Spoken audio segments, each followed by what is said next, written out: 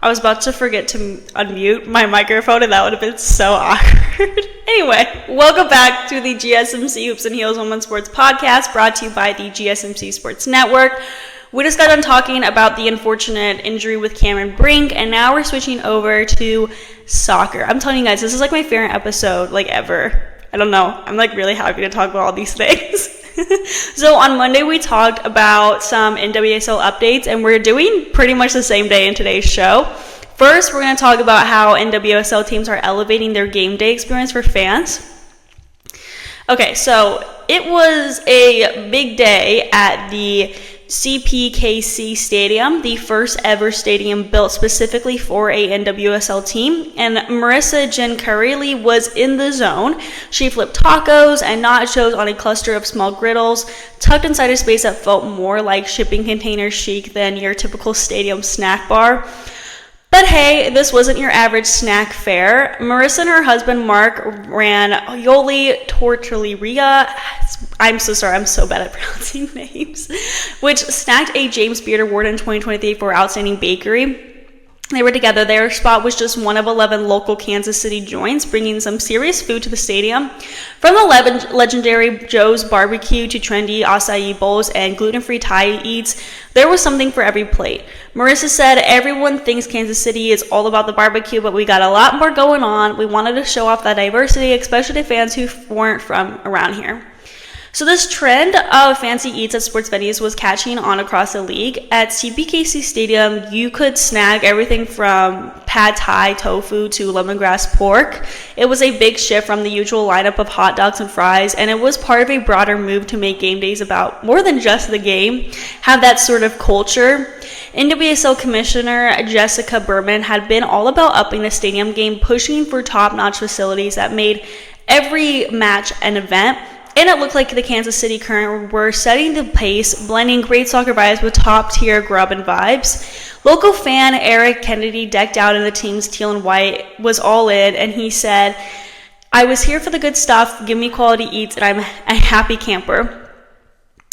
And he wasn't sure how they'd make the concept work in the stadium, but the results were on point. As CPKC Stadium saw a full house each game, it became clear that the venue was more than just a place for soccer. It was a hub for community engagement and a testament to the city's vibrant culture and culinary excellence. The story about CPKC Stadium and its offering is a cool glimpse into how women's soccer and sports venues are changing things up. CPKC isn't just a stadium, it's the first one ever built for the National Women's Soccer League team, the Kansas City Current. That's a big deal because it shows serious dedication to women's sports, boosting their profile. What's awesome is how the stadium experience goes beyond just watching soccer.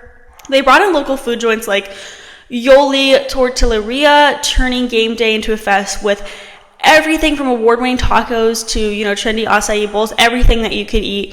This isn't just about filling seats, it's about creating a full-on experience that attracts more fans, even those who might not be super into sports or into soccer. Plus, showcasing local eats does wonders for community vibes, making fans feel a deeper connection to the area's culture beyond the typical barbecue reputation Kansas City has. This whole setup at CPKC could set a trend across other sports too, showing that giving fans a unique and tasty experience can really pay off. It's about making the stadium a place where everyone wants to hang out, not just sports fans. And economically, owning a spot where you can control everything from the food to the events can really help teams stand out and build a local fan base. It's a smart move and one that could change how teams think about engaging with fans and building their brand. The next thing I wanted to talk about, and this is drama, okay? This is the controversy happening with the Portland Thorns, okay? There's a lot to get into this. So on Saturday, the Portland Thorns beat the North Carolina Courage 1-0. Sophia Smith received her first red card and got two yellow cards for time wasting. It was insane, but also super funny, to be honest. With Portland holding onto a late 1-0 advantage, Smith was shown a yellow card in the 89th minute for kicking the ball away when the play had been stopped. Deep into stoppage time, Thorns head coach Rob Gale removed Smith from the match. From there, this is where the chaos and weirdness truly began. A ball went on a play on the sideline, which Smith quickly grabbed and attempted to hide under the bench. The forward clearly knew what she was doing. She had a mischievous grin on her face as she attempted the soccer version of the hidden ball trick. Referee Danielle Chesky was not amused by Smith's antics, brandishing a second yellow card. To be honest, I thought it was funny, okay? But if I was a referee, I probably would have been really annoyed. And if I was a player in the North Carolina Courage, I would be really pissed off. But, like, I kind of get it. And I mentioned this many times, but I played soccer for about 15 years. And I was a goalkeeper. And the amount of time wasting I would do when we were up ahead, like, I could, if the ball, like, went far away, like, I would walk to get it. I would not run. And the refs would be mad, but I only got, like, a yellow card for, like, twice. So it wasn't, like, the end of the world. But you know what? Seeing someone do this, it's, like, funny to me, okay? Like, I find it funny. But it isn't professional. I get it. And if I was a ref, I would be, like, annoyed. And if I was the person on the other team, I'd be, like, really? Like, I'd be pissed, probably. So, because of this, Smith received an automatic 1-game suspension. Smith sat out during a subsequent scoreless draw against the Seattle Reign, reflecting the immediate consequences of her action. However, the situation intensified behind the scenes. The Portland Thorns, believing the punishment to be excessive, decided to challenge the suspension. They filed an appeal, which, according to NWSL policy, allowed them to present their case to an independent review panel. The panel's decision was stern. They not only denied the appeal, but also classified it as frivolous. This designation is critical within the league's operation manual. It suggested the appeal was not only unwarranted, but also without serious purpose or value. Consequently, this decision carries harsh penalties. The Thorns were fined $10,000, a bond required by the league to deter teams from making baseless appeals.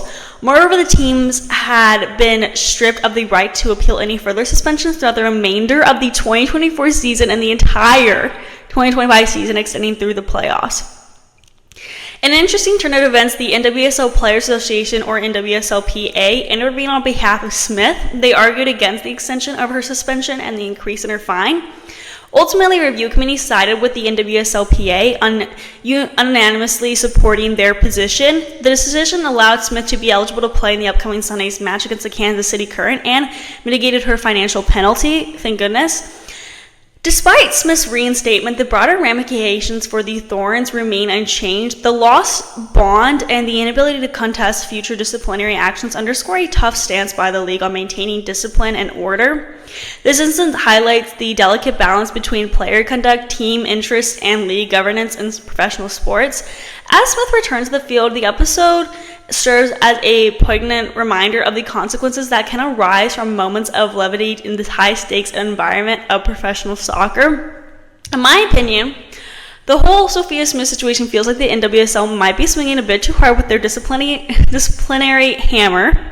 While I get the need for discipline and maintaining a professional environment, we're talking about a player who made a playful, if ill-timed gesture during a game. Was it cheeky? Absolutely. But was it harmful or malicious? Hardly. Turning what could have been addressed with a stern warning or a minor fine into a significant legal and financial order for both the player and her team seems excessive. This wasn't a dangerous play, a derogatory comment, or anything that put anyone at risk. It was at most a minor disruption, yet the response was heavy. Losing $10,000 in the right to appeal any suspensions for nearly 2 full seasons is a tough pill to swallow. It sends a message, sure, but is it the right one? That's the question.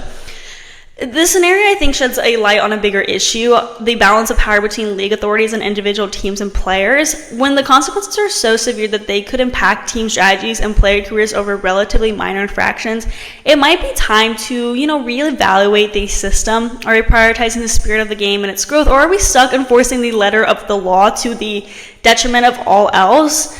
Moreover, this rigid approach could chill player behavior excessively. Athletes might become overly cautious, stifling their personalities and diminishing the on-field spontaneity that can make sports so engaging for fans.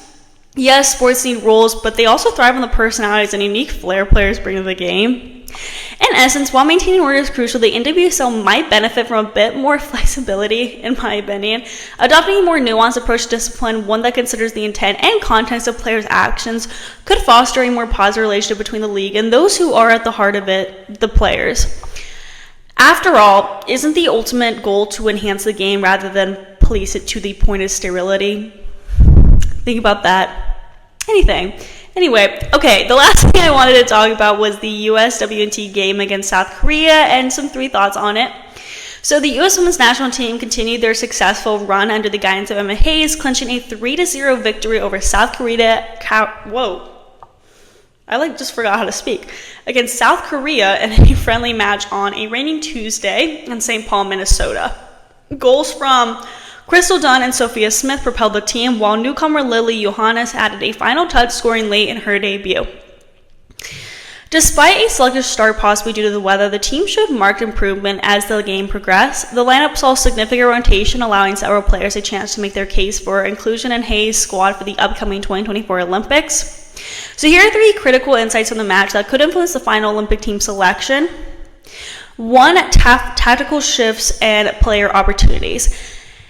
Emma Hayes made substantial changes to the starting lineup with 9 new faces compared to the previous match's victory. This strategic shuffle not only tested the team's adaptability, but also opened doors for players like Casey Murphy, who started over Aubrey Kingsbury. Murphy's performance, highlighted by key saves, could tip the scales in her favor as she competes to be the backup goalkeeper. The formation shifted from a 4-3-3 to a 4-2-3-1, adjusting the team's dynamic and testing different midfield combinations. Corbin Alper and Lindsay Huron, tasked with anchoring the midfield, found themselves navigating the complexities of the double pivot role, a setup that might need more refinement, to be honest. But honestly, I do prefer a 4-2-3-1 formation, but that's just like a preference thing. And then 2, Crystal Dunn's impactful return. Crystal Dunn's goal is in the 13th minute wasn't just a tally on the scoreboard. It marked a big comeback in her scoring role for the national team. Having not scored since October 2018 and after a period as a defensive player and becoming a mother, Dunn's ability to find the back of the net was a significant reminder of her versatility and offensive prowess. Her performance could complicate Coach Hayes' decisions, to be honest, giving the fierce competition among forwards. And then 3, Alex Morgan's uncertain position. I love Alex Morgan, so this kind of hurts me a bit. In contrast to Dunn's day, Alex Morgan had a quieter game, which might affect her chances for what would be her 4th Olympic appearance. Playing the central striker role, Morgan's involvement was limited, touching the ball only 14 times in 62 minutes. Her adaptability and synergy with the team's tactics under Hayes' new system could be crucial as she faces stiff competition from a talented pool of forwards. But right now, her position is sort of very much uncertain, unfortunately. In essence, while the USWNT gears up for the Olympics, each player's ability to adapt to tactical demands and size opportunities will be under scrutiny. As the team evolves, the blend of veteran savvy and emerging talent will be key to their success on the international stage. So now I'm going to move on to our next segment where we're going to preview the KPMG Women's PGA Championships. Before we get into that, we're going to be taking a short break, so I will see you guys very soon.